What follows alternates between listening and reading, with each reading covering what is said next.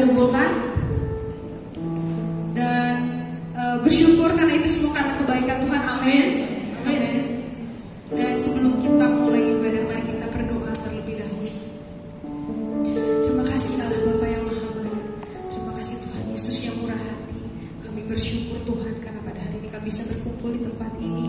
Itu bukan karena kebetulan, tapi itu hanya karena anugerah Engkau Bapa.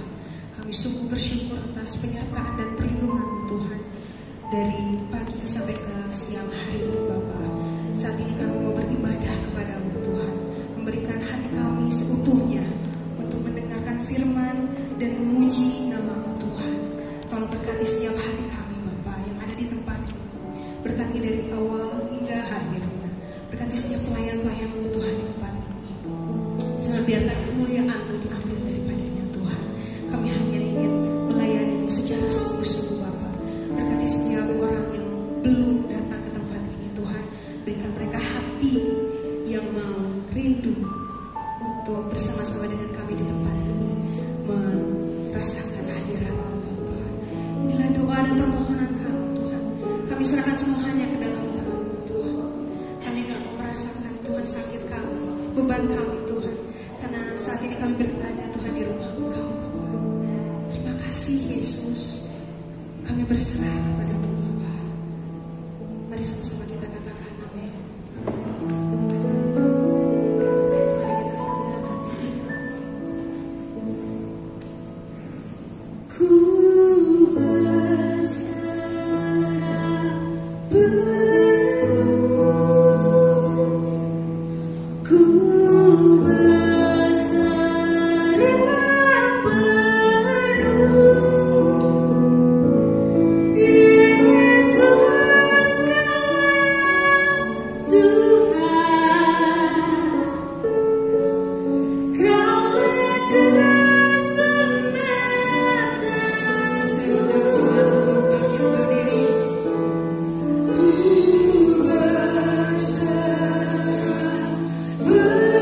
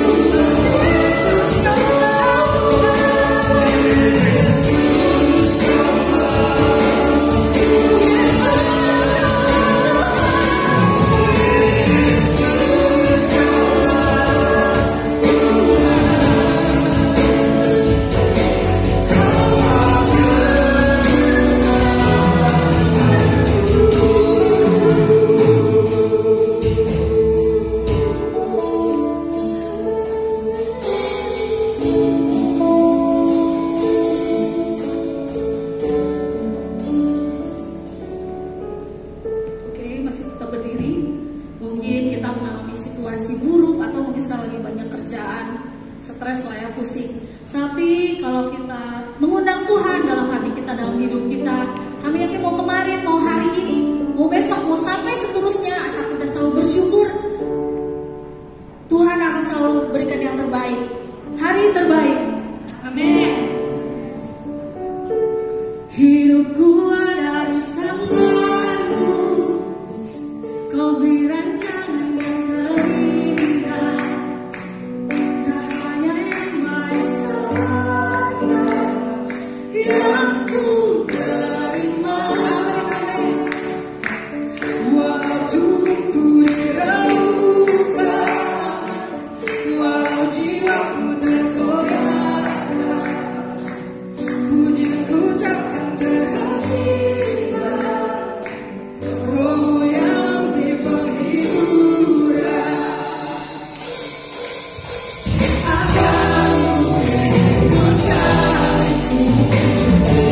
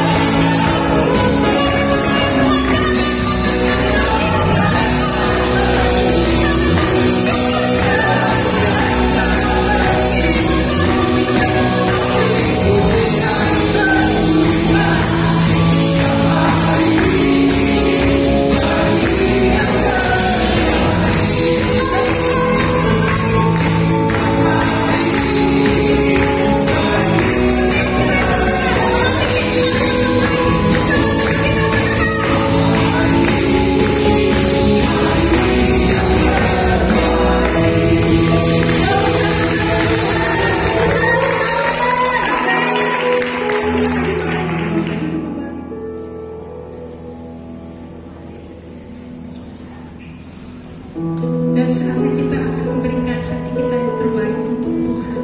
Kita mau menenangkan pikiran dan hati kita. Kita mau mendengarkan setiap firman-Nya. Kita mau hadirat Tuhan ada di tempat ini. Kami mau mengejar hadirat-Nya. Cukupkan kami hanya karena Engkau saja Tuhan.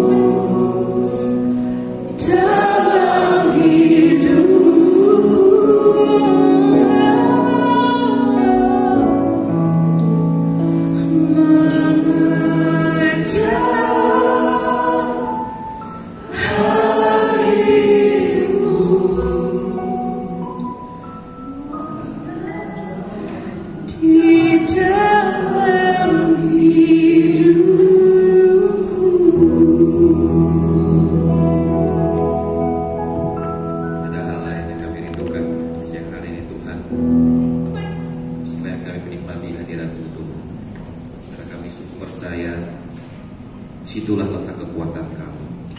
Pada waktu kami tinggal diam dalam hadirat-Mu, pada waktu kami menikmati hadirat-Mu, segala keletihan kami, segala beban kami akan Kau gantikan dengan sukacita, akan Kau gantikan dengan kekuatan yang baru. Karena Kaulah Tuhan yang senantiasa memperhatikan kehidupan kami, dan bawa setiap kami, ajar setiap kami untuk kami benar-benar terus tinggal diam dalam hadirat-Mu Tuhan. Terima kasih Tuhan, waktu yang singkat ini kami mau duduk diam dalam hadirat-Mu juga. Kami mau buka hati kami dan fokuskan pikiran kami sepenuhnya kepada apa yang menjadi isi hati Tuhan untuk kehidupan kami sebagai anak-anak-Mu Tuhan. Kami tahu situasi tidak semakin baik, kami tahu tantangan semakin besar, tapi kami percaya Tuhan, kami pasti akan dimampukan oleh Tuhan untuk kami boleh melewati apapun musim yang sedang terjadi dalam kehidupan kami, karena kami mau tinggal diam terus dalam hadirat-Mu Tuhan. Terima kasih Tuhan, dalam nama Yesus semua yang siap menerima firman Tuhan dengan sukacita katakan amin. Silakan duduk. Haleluya, shalom. Apa kabar? Puji Tuhan, luar biasa ya. Ya, saya bersyukur bisa berjumpa kembali. Cuma kali ini istri saya tidak bisa hadir, tinggal di Jakarta karena ada melayani konseling. Ada dua ibu-ibu yang minta waktu untuk lebih lanjut. Karena tepatnya kemarin saya bersama dengan istri dengan rekan-rekan di Jakarta baru saja melayani satu persekutuan yang cukup unik, namanya Victorious Mummies Indonesia. Ya, nah ini namanya udah diganti. Dulunya namanya adalah Grieving Mummies. Kenapa? Karena ini persekutuan ibu-ibu semua, di mana ibu-ibu ini bersepakat kumpul bersama-sama untuk membuat komunitas dan bersekutu, di mana ibu-ibu yang berkumpul ini punya pengalaman yang sama, yaitu apa? Kehilangan anak. Jadi ini ibu-ibu yang pernah ngalamin kehilangan anak. Ya ditinggal anaknya, meninggal, anaknya meninggal, macam-macam lah, kasusnya macam-macam. Jadi mereka ini ibu-ibu galau, ibu-ibu berduka cita. Siapa yang tidak berduka cita kalau ditinggal sama anak, betul ya? Siapa yang tidak sedih kalau apalagi seorang ibu pasti akan lebih bisa merasakan kan? Jadi mereka bersepakat berkumpul bersama-sama untuk membuat sebuah komunitas, dan mereka mau belajar firman Tuhan. Dari semua kesaksian yang muncul, satu kesimpulan yang bisa saya tarik, bahwa ternyata mereka bisa kuat sampai hari ini bukan karena mereka hebat, bukan mereka gagah perkasa kuat, bukan karena mereka tegar. Enggak ada yang tegar kok kalau ditinggalin sama orang yang disayangi, betul ya? Ya jujur aja, kita harus jujur, enggak ada yang tegar kok kalau anak apalagi tiba-tiba meninggalkan kita lebih dulu, ya kan? Enggak ada yang tegar. Tapi mereka kok bisa hari ini sampai ada hari ini, itu semua karena apa? Satu, karena mereka mau tinggal diam dalam hadirat Tuhan, karena mereka mau terus bergantung kepada Tuhan, karena mereka terus datang kepada Tuhan. Dan disitulah letak kekuatan mereka. Salah satu ibu yang hadir itu adalah ibu daripada si kembar Melissa dan Melina, ya, juga hadir di situ. Dan beliau juga bersaksi sampai hari ini pun Pak, saya walaupun saya tahu saya dapat kekuatannya dari Tuhan, saya harus nikmati hadirat Tuhan, saya harus datang kepada Tuhan, saya harus bergantung penuh kepada Tuhan. Tapi saya tahu sisi manusia saya kadang-kadang muncul. Ya, makanya waktu kemarin datang, beliau datang itu dengan bangga, dia pamer pada ibu-ibu yang lain, saya lagi pakai blazernya Melissa gitu kan ya, saya lagi pakai kaosnya Melita gitu kan. Jadi tetap ya pasti ada rasa kehilangan yang begitu mendalam gitu ya, ada melo-melonya gitu ya. Tapi dia juga berkata, hari ini saya bisa ada semua karena Tuhan, semua karena Tuhan. Ya, nah hari ini kita akan belajar sebuah kisah yang menarik sekali. Your presence is my longing, ya. Karena memang nggak bisa dipungkiri kita nih nggak bisa dan tidak akan pernah mampu tanpa hadirat Tuhan. Kita harus akui hal itu, ya. Kita harus tinggal diam dalam hadirat Tuhan. Lukas pasal yang ke-10 ayat yang ke-38 sampai ayat yang ke-42. Kita tahu kisah ini di mana ketika satu kali Yesus datang berkunjung, diundang oleh Marta dan Maria untuk datang masuk ke dalam rumah mereka. Nah, apa yang terjadi, apa yang bisa kita pelajari? Kita akan lihat Lukas pasal yang ke-10 ayat yang ke-38 sampai ayat 42. Saya akan bacakan, simak baik-baik. Ketika Yesus dan murid-muridnya dalam perjalanan, tibalah ia di sebuah kampung. Seorang perempuan yang bernama Marta menerima dia di rumahnya, mengundang ya. Perempuan itu mempunyai seorang saudara yang bernama Maria. Maria ini duduk dekat kaki Tuhan dan terus apa?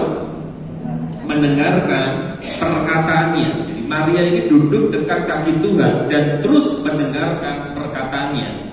Ya, lalu apa yang dilakukan oleh Marta? Sedang Marta sibuk sekali melayani. Ia mendekati Yesus dan berkata, Tuhan, tidakkah engkau peduli bahwa saudaraku membiarkan aku melayani seorang diri? Suruhlah dia membantu aku.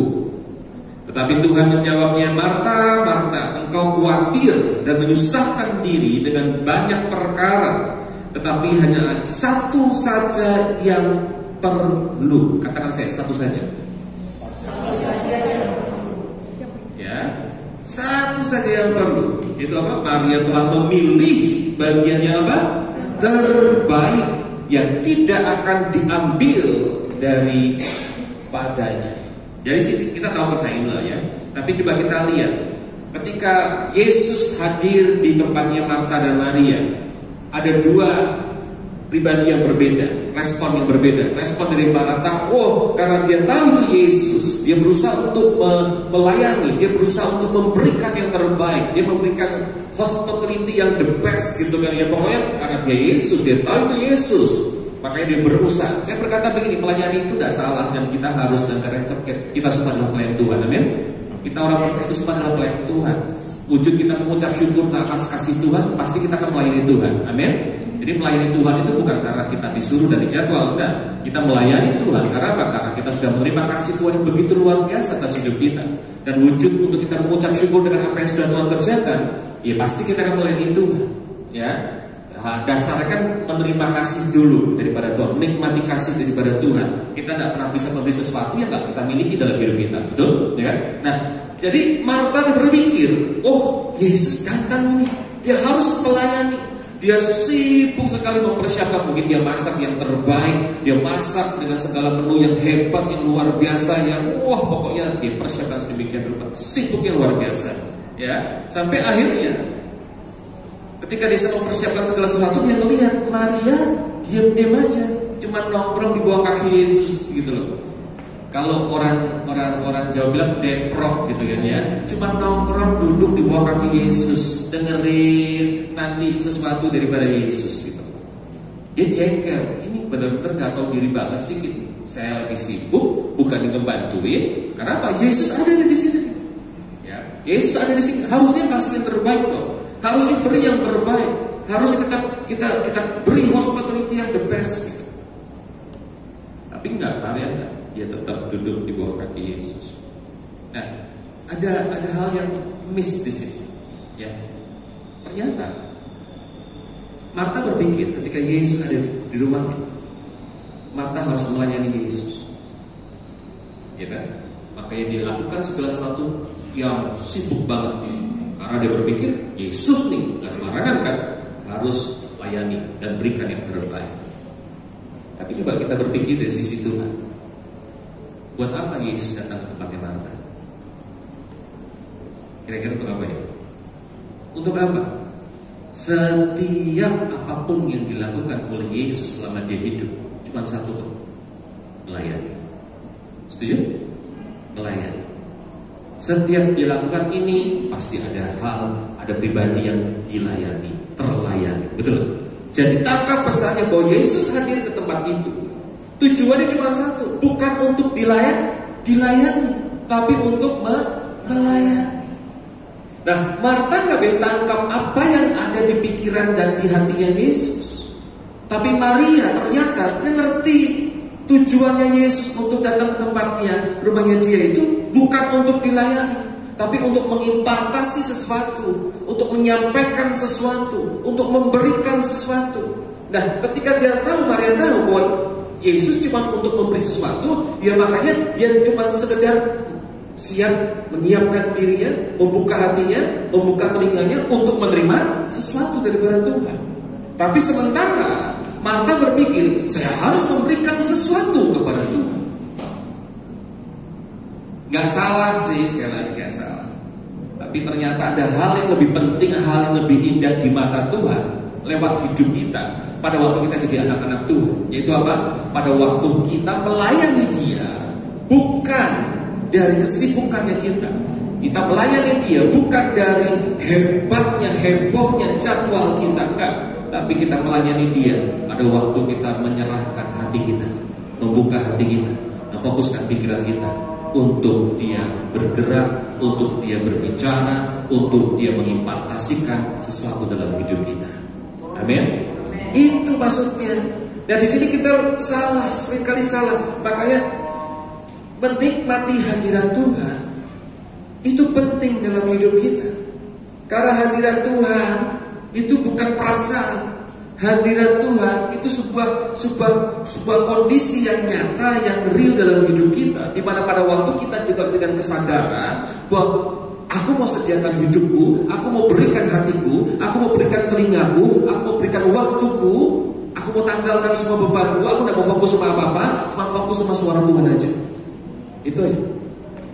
Cuma seringkali Tuhan mau bicara, kita udah sibuk lagi. Stres kita kan? Iya kan? Stres kan kita? Bingung.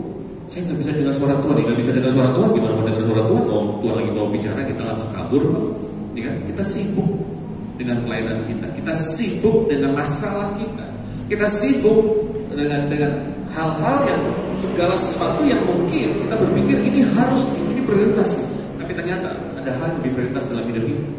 Itu pada waktu kita sediakan waktu kita, hati kita, dan buka telinga kita untuk Dia berbicara. Amin. Kenapa? Karena Yesus hadir di tempat itu bukan untuk dilayani, tapi Yesus di tempat itu untuk Dia memberi sesuatu untuk melayani. Matius pasal yang ke-20 ayat 28 kita katakan, Yesus berkata, aku datang bukan untuk dilayani, tapi untuk melayani. Betul? Untuk melayani. Jadi tangkap pesannya. Nah, Marta salah paham gitu loh. Marta salah paham. Nah, seringkali kita ini berpikir seperti Marta berpikir. Kita harus berikan yang terbaik untuk Tuhan. Ya, saya setuju sekali. Tapi ternyata ada hal yang lebih baik lagi di mana Tuhan, yaitu apa? Hati kita. Amin. Ada hal yang lebih baik lagi di mana Tuhan, bukan permainan keyboard kita, bukan suara kita yang indah, bukan permainan drum kita yang skillful banget, bukan.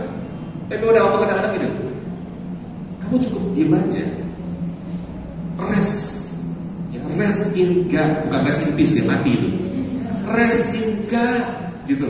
Nikmatin, kamu sediain waktu kamu, hati kamu, telinga kamu, hanya untuk apa? Nikmatin aku. Gitu. Karena itu yang disukai sama Tuhan, dan itu akan jadi jumpa yang harum di hadapan Tuhan. Ya, 1 Samuel pasal yang ke-15 ayat yang ke-22. Tuhan kita ini karakternya, sifatnya, salah satu sifatnya itu romantis. Oh, Dia Tuhan yang sangat romantis sekali, Dia Tuhan yang sangat indah sekali, Dia Tuhan yang sangat dengan mencintai yang namanya hubungan, dan Dia menjaga sekali hubungan. 1 Samuel pasal yang ke-15 ayat yang ke-22 berkata seperti ini. Tetapi jawab Samuel, apakah Tuhan itu berkenan kepada korban bakaran dan korban sembelihan sama seperti kepada mendengarkan suara Tuhan? Sesungguhnya, nah ini, sesungguhnya dibuka ini, mendengarkan apa? Lebih baik daripada korban sembelihan.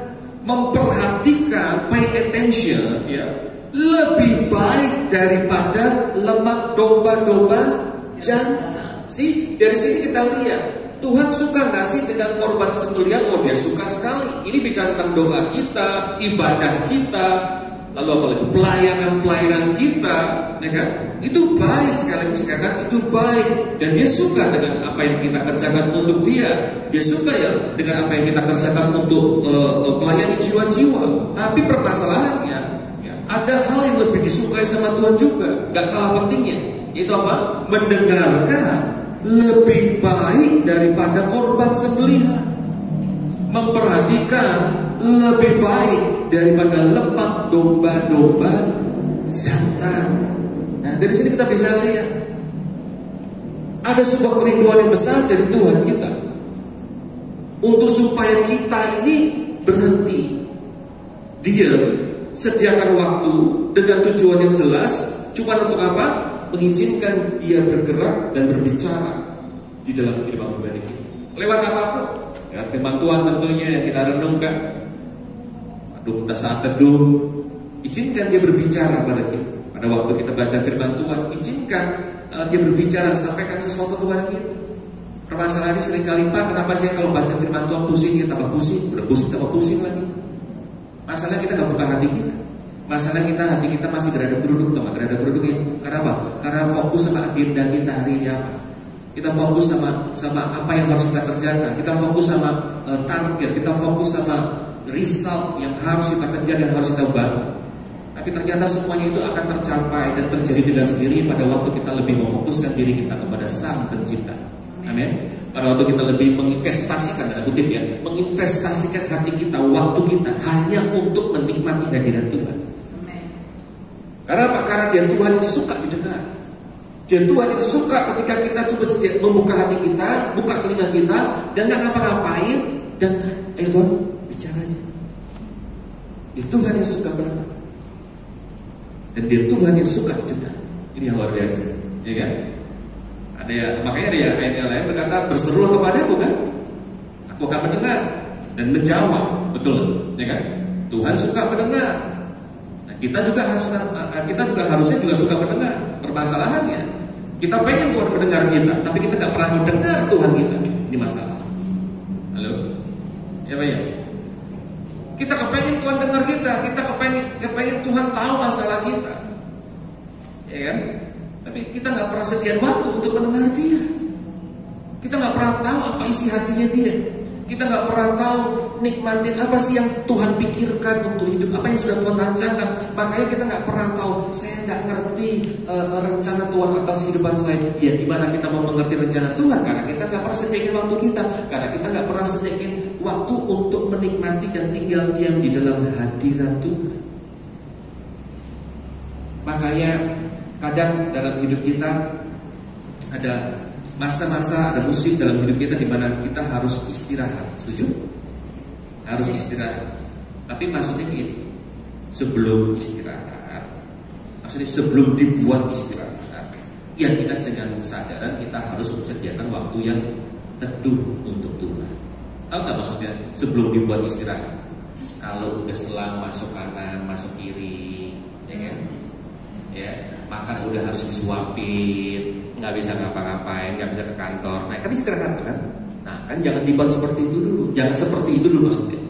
Baru kita harus mau nikmatin Tuhan. Nah justru pada waktu kita masih merasa oke dan baik-baik saja, tapi ada sebuah kesadaran yang penting dalam hidup kita. Aku haus dengan hadirat-Mu Tuhan. Aku sadar aku tidak mampu tanpa Tuhan. Aku tidak mau berjalan tanpa Tuhan. Pagi-pagi pertama kali melek mata, jangan ganti status Instagram dulu, ya. Nggak usah ganti status di WA dulu. Nggak usah posting story dulu. Nggak penting gitu. Yang paling penting nikmatin hadirat Tuhan dulu. Amin. Biar Tuhan jadi prioritas dalam hidup kita. Ya. Bahkan di Mazmur pasal yang ke-23 ayat yang ke-5 ini kan indah sekali. Engkau menyediakan hidangan bagiku di hadapan lawanku. Bayangkan ya, Tuhan aja begitu memanjakan kita loh. Engkau menyediakan hidangan bagiku di hadapan lawanku. Engkau mengurapi kepalaku dengan minyak, pialamu penuh melimpah. Ini hal yang indah. Tangkap pesannya. Dia menyediakan hidangan. Dia melayani kita loh. Betul. Dia Tuhan melayani kita. Dia sediakan hidangan yang terbaik. Kalau di bahasa Inggrisnya 6 course dinner, 6 jenis menu makan malam. Kalau ciak-ciu, kalau kondangan ya, zaman dulu itu yang di table itu, nah seperti itu kurang lebih. 6 macam menu. Lama nggak? Lama. Kenyang nggak? Banget pasti. Ya kan? Satu, kan? Ini lama. Nah, untuk kita bisa menikmati semuanya itu, nggak harus gerada geruduk gitu loh. Beda kalau kita beli fast food, namanya juga fast food, makannya bisa sambil jalan. Tapi kalau 6 course dinner ini kita nikmatinya harus sambil duduk. Nikmatin tenang. Nikmatin satu-satu berkat. Nah, ini bisa tentang rest in God dengan tujuan yang jelas, dengan motivasi yang benar. Kita tahu saya harus hidup saya. Saya harus ubah sekarang prioritas dalam kehidupan saya. ada hal yang lebih penting, yaitu hadirat Tuhan. Amin. Ada hal yang lebih indah, yaitu hadirat Tuhan. Ada hal yang lebih indah, yaitu penyertaan Tuhan. Itu yang harus kita bangun, yang harus kita kejar dalam hidup kita. Makanya engkau menyediakan hidangan bagiku di hadapan lawanku. Maksudnya gini, udah kamu tenang aja. Percaya setiap musuh yang di depan, masalahmu, pergumulanmu, tantanganmu, Tuhan sendiri akan selesaikan dengan cara yang ajar. Amin. Kan sediakan hidangan suruh nikmatin kan? Nikmatin aja. Aku yang akan berperan. Bahkan firman Tuhan yang lain berkata, di hari yang baru ada rahmat yang baru, ada kasih yang baru, betul? Ada berkat yang baru juga, tapi bukan cuma sekedar berkat yang baru. Di situ ada kuasa Tuhan yang baru, ada pertolongan Tuhan yang baru juga. Jadi nggak usah pusing dengan permasalahan kita serahkan kepada Tuhan, nikmati hadirat Tuhan, dan saya percaya pasti Tuhan memberikan kekuatan. Ada hikmat baru yang diberikan kepada kita. Nah, rest in God ini nggak main-main. Karena apa? Karena Tuhan sudah punya pola yang jelas dalam hidup kita. Seringkali kita nih sampai overwork ya, sampai overtime. Kita pikirin masalahnya, kita cari solusinya sampai kita nggak bisa tidur. Sampai di sini nggak bisa tidur. Susah tidur maksudnya, bukan nggak bisa tidur, susah tidur, ya. Kepikiran gitu ya. Udah tahu sebetulnya nggak bisa, tapi tetap dipikir kan. Salah siapa? Yang salah kita enggak gitu kan ya. Kita tahu kalau nggak bisa, belum ada jalan keluar, tapi kita pikirin terus. Capek sendiri kita kan. Akhirnya apa? Insomnia, nggak bisa tidur.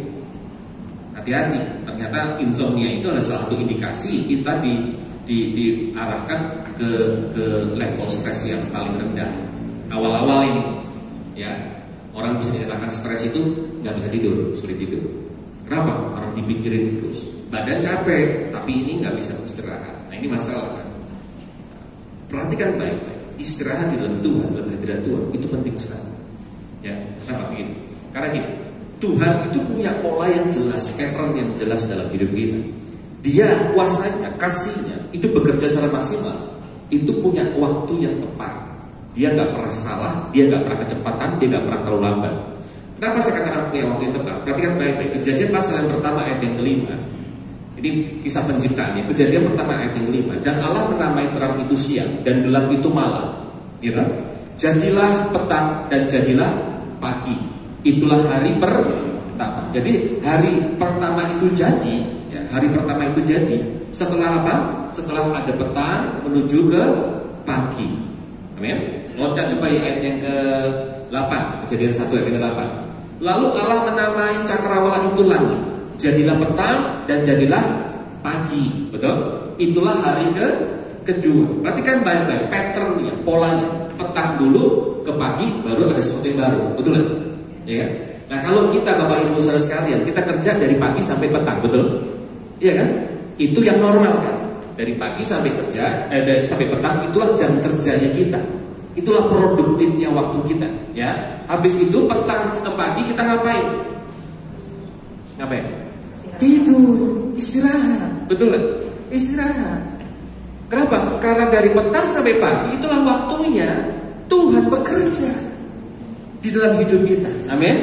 Tuhan bekerja. Nah ini yang saya maksudkan rest in God ini loh.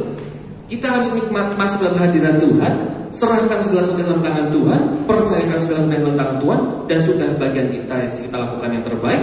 Kalau sudah belum ada jawabannya, ya sudah percaya Tuhan pasti akan lakukan yang terbaik buat kita. Tidur aja, nggak usah dipikirin lagi gitu.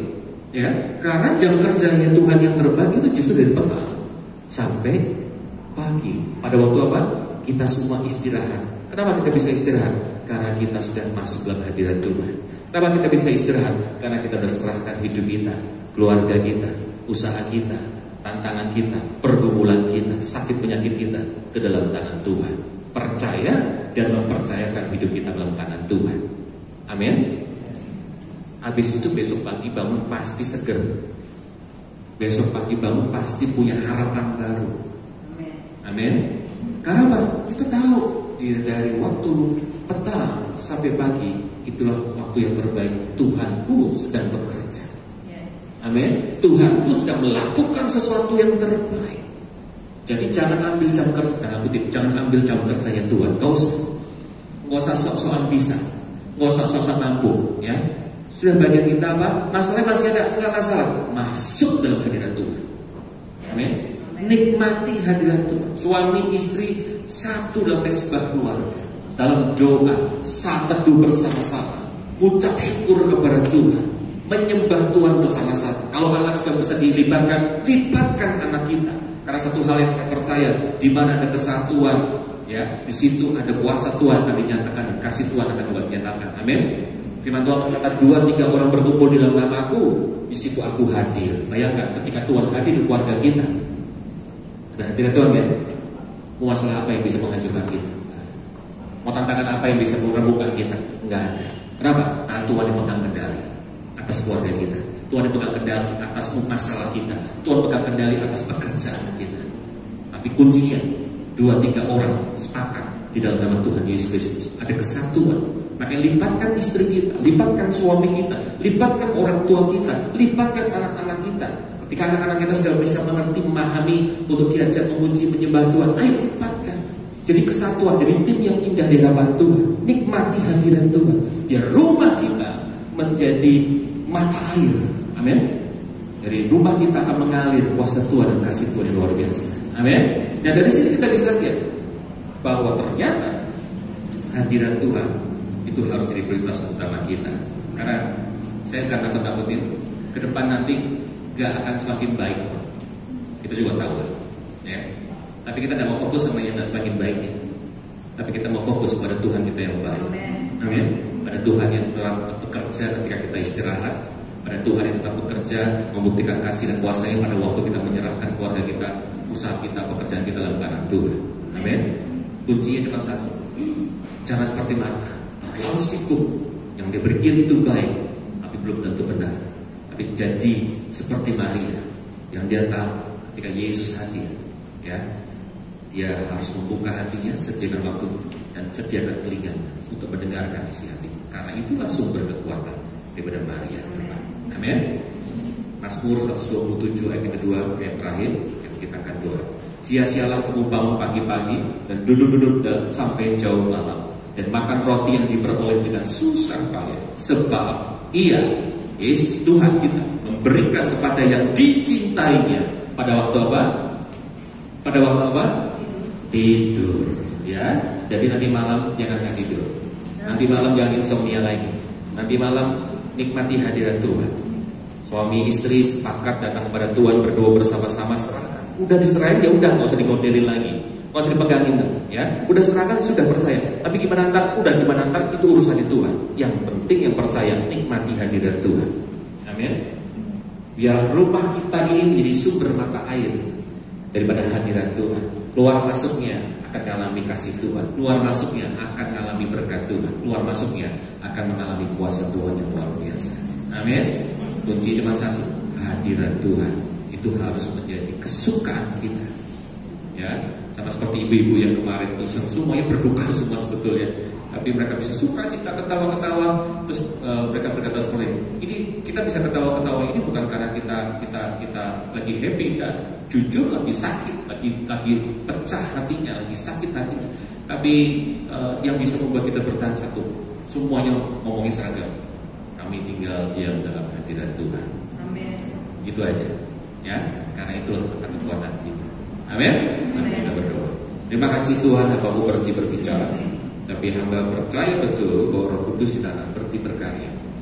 Aku berdoa secara khusus untuk setiap anak-anak tempat ini Tuhan. Apapun yang ada dalam rumah kehidupan mereka, aku percaya Tuhan akan kendali. Dan Tuhan akan bersemayam dalam keluarga mereka pada waktu mereka mau menciptakan hadirat Tuhan dalam keluarga mereka lewat kesatuan hati, di mana mereka mau bersatu hati satu dengan yang lain, sepakat dalam nama Tuhan Yesus Kristus, dan mereka mau terus mencari Tuhan lebih daripada sebelumnya. Dan percaya Tuhan, disitulah Tuhan akan membuktikan kuasa dan kasih-Mu yang luar biasa. Terima kasih Tuhan, mereka akan dimampukan untuk melewati mungkin situasinya belum berubah atau bahkan tidak berubah, tapi kami percaya kami tetap akan dimampukan untuk melewati apapun situasi yang tidak berubah, karena hati kami sudah diubahkan oleh Tuhan. Cara berpikir kami juga sudah diubahkan oleh Tuhan untuk selaras dengan apa yang dikehendaki Tuhan, selaras dengan apa yang dipikirkan oleh Tuhan lewat hidup kami. Terima kasih Tuhan, kami mengucap syukur. Saat ini kami juga mau bersatu hati, membawa doa-doa kami dalam tangan-Mu Tuhan. Kami mau bersatu hati datang kepada Tuhan dalam kerendahan hati kami. Kami mau berdoa secara khusus untuk PT Multi Garmen Jaya ini Tuhan. Kami percaya bahwa ada season yang baru yang sebenarnya akan dihadapi ke depan gitu ya. Masuk dalam puasa dan lebaran Tuhan, mungkin ada banyak hal-hal yang harus dikerjakan, ada program-program yang harus ditingkatkan, ada kinerja yang harus juga ditambahkan juga Tuhan.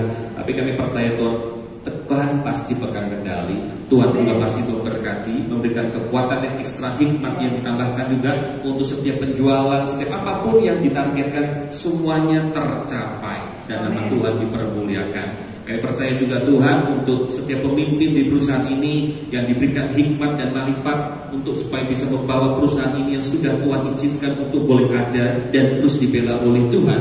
Untuk setiap apa jadi keputusan mereka, ujung-ujungnya adalah nama Tuhan dipermuliakan. Kita berdoa untuk setiap direksi yang ada Tuhan, untuk Pak Tony, Pak Teddy, untuk Andrew dan Shirley Tuhan. Kami percaya Kau juga bawa mereka, satukan mereka dengan hikmat surga, kasih Tuhan.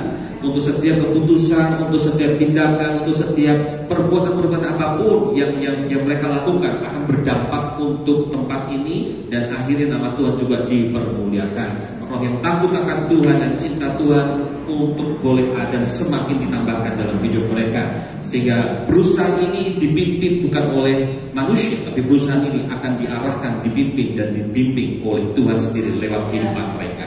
Terima kasih Tuhan untuk seluruh karyawan-karyawati yang ada di tempat ini Tuhan, untuk mereka diberikan semangat kerja yang baru, mereka diberikan penghiburan juga, ada kekuatan yang juga diperbaharui, dihindarkan dari segala hal-hal yang tidak diinginkan karena mereka dijagai oleh Tuhan. Siapapun itu Tuhan, bagian apapun bagian pekerjaan mereka, kami percaya tetap ada perlindungan Tuhan, tetap ada pertolongan Tuhan yang ajaib dalam setiap kehidupan mereka. Mereka bisa bekerja dengan damai sejahtera yang melampaui segala akal budi. Dalam nama Yesus, nama Tuhan dipermuliakan di perusahaan ini.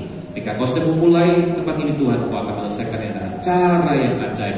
Juga untuk persekutuan di tempat ini Tuhan, kami percaya Kau juga akan terus bela. Wadah ini akan dipakai untuk bisa menjadi tempat mereka dipulihkan, mereka diubahkan, dan mereka boleh mengalami kebaikan-kebaikan Tuhan yang luar biasa. Dan akhirnya akan jadi inspirasi untuk orang-orang yang lain. Nama Tuhan juga dipermuliakan. Terima kasih Tuhan, ucap syukur. Dalam nama Yesus kami serahkan doa kami, kehidupan kami, pekerjaan kami dalam tangan-Mu Tuhan. Haleluya. Amin. Segenap keluarga besar PT Multi Garmen Jaya dan Persekutuan Doa mengucapkan terima kasih Bapak Edwin Yahya untuk firman-Nya. Tuhan yang memberkati pelayanan, keluarga dan kesehatan Bapak. Amin. Dan saatnya kita akan berikan persembahan yang terbaik untuk Tuhan. Selamat memberi, sambil memberikan persembahan kita akan menyanyikan pujian Allah Sumber Kuasa.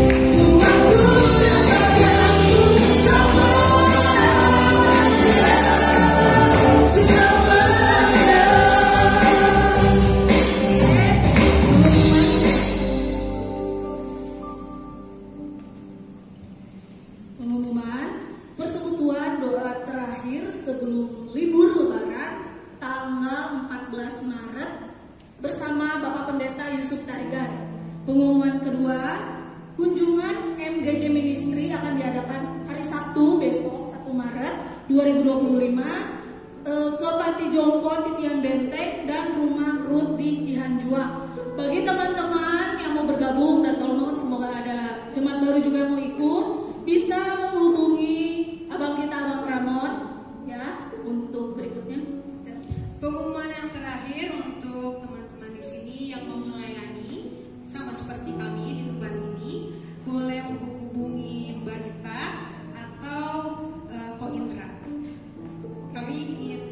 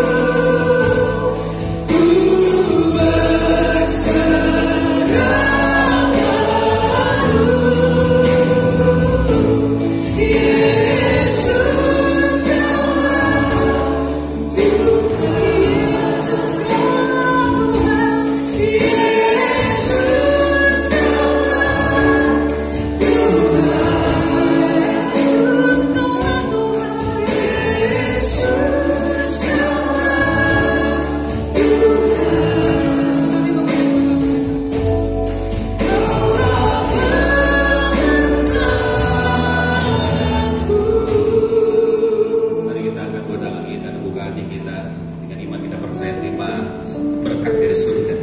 Dan pada akhirnya bila pengalaman tingkat lagi dibukakan oleh Yesus, wajah Kristus terfokus dalam setiap langkah hidupmu.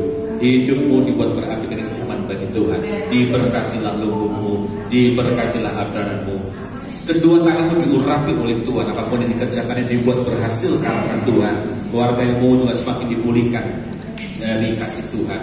Dan setiap apapun dirancang bangsa depanmu, Tuhan pilih, Tuhan lawat, dan Tuhan realisasikan dengan cara yang ajaib. Pulang beserta damai sejahtera dari Tuhan, sukacita surga yang melimpah, kasih karunia daripada Kristus Yesus. Untuk apapun yang kau kerjakan setelah ini dibuat berhasil dan dibela oleh Tuhan juga. Dalam nama Yesus, kekuatan yang diperbarui, semangat yang diperbarui juga melimpah atas hidup. Dalam nama Yesus, haleluya, amin. Sampai jumpa.